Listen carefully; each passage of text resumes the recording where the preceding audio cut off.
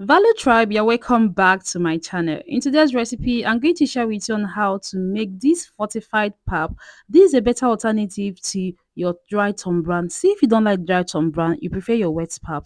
This should be your best bet. This is so good, and even a non-pap lover will fall in love with this. Look at how it looks like. Alright, let's get right into the recipe. And this is the first ingredient you'll be using. This is the corn. You can make use of any color of corn of choice. You can make use of the white, the yellow, depending on what you want. First of all you have to do is to wash this very well. So I'll transfer this to the sink and just give this a thorough wash. You have to take the washing very seriously. If you allow your grains to have stones and dirt in them, if you grind them, even after sieving, let me tell you one thing: your pap will still have this sandy effect. It should be as if you poured tiny sand into your pap. So take the washing very seriously. Make sure to get rid of the stones, the dirt, the sand that comes with it. And this is how I wash my. I watch this multiple times. Don't mind this video. I watch this multiple times just to make sure that this video don't become unnecessary too long.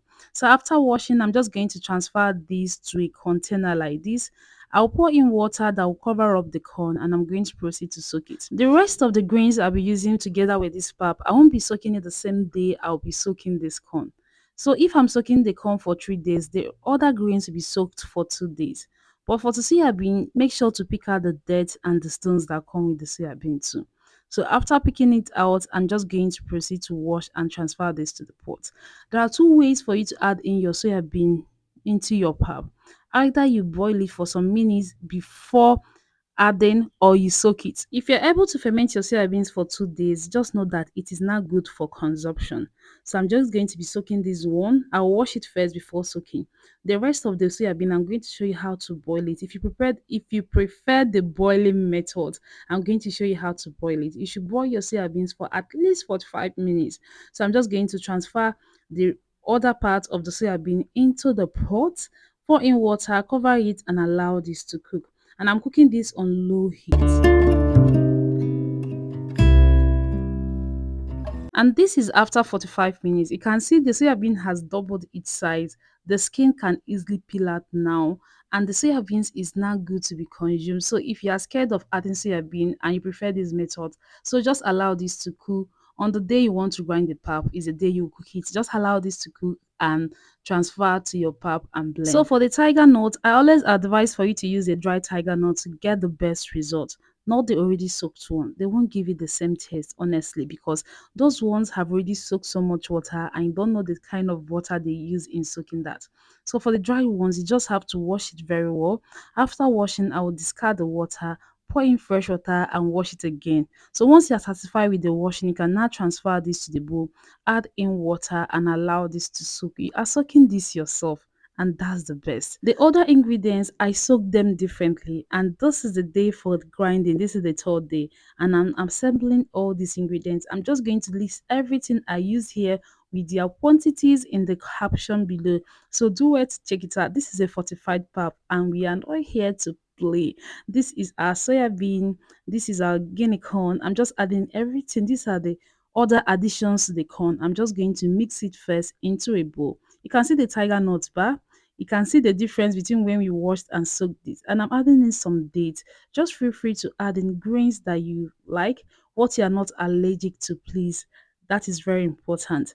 So after that, I'm just going to mix this all together and I'm going to show you our corn. If you have kids you want to introduce pap to, I won't advise you to give this to your kids. You have to start with at least, oh sorry, at most 3 grains. That way you know what they like and what they react to. So this is not just for kids that are starting to take solid. This pap is not for them. And this is the yellow corn. I'm just transferring everything to a big bowl. So pour in the addition that made it a fortified pap, and we are going to blend this till it is smooth. The top one here is wheat. Just know that this is a nutrient packed cereal for your family. At this stage, you can take this to the commercial grinder to grind if you don't have a very good blender. But if you have a good blender, you can as well blend this in your home. For me, I'll be blending it at home because I have a very strong, powerful blender. I'm using the Buchimi's blender and it's going to blend this very well. So I'll just transfer everything to the blender, add in water and allow the blender to blend this. I'm just going to blend the first one and the rest of the blending. I will do this off camera so that this video won't be too long.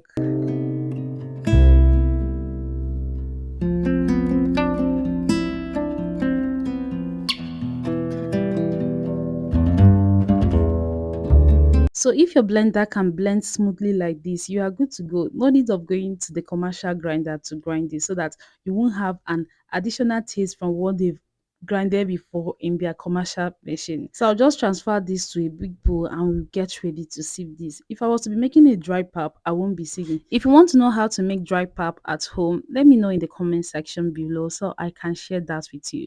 So after blending, this is what you have. I'll be using some cheese cloth or sieve, anyone you call it, or muslin cloth, depending on what you call it. So this is the pap. We are just going to scoop some portion of this into this bag. I will add in water that will help us to extract the pap, and we are going to discard the shaft.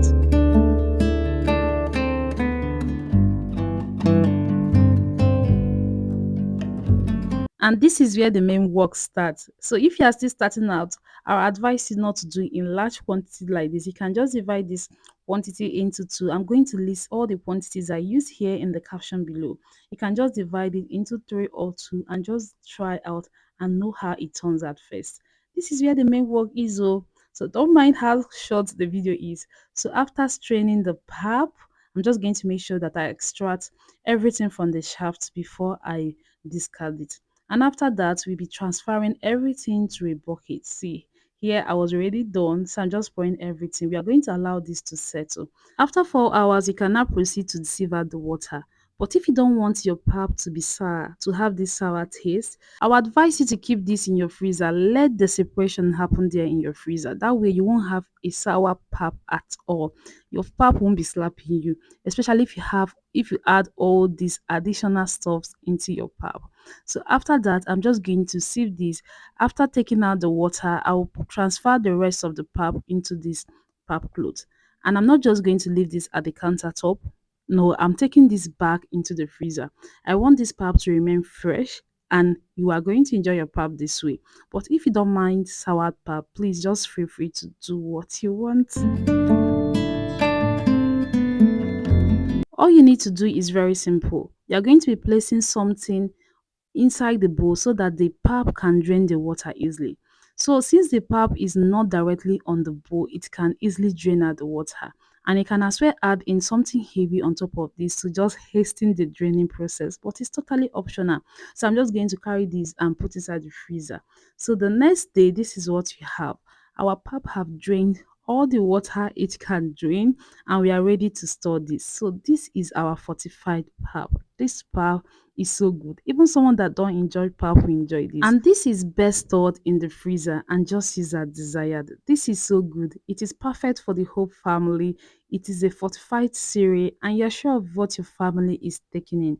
So if you have watched this video to this point and you've not yet subscribed to our channel, just tell me, don't you like the value that I put out? Let me know and I will re-strategize. Thank you guys for watching. I would like to see you in my next one. And for my returning subscribers, you know you have a special place in my heart, right? And if you want recipe for the dry pap, don't hesitate to let me know in the comment section below and I'll bring it your way. Don't forget to like, share, do all those beautiful stuffs. I'll see you in my next video. Bye.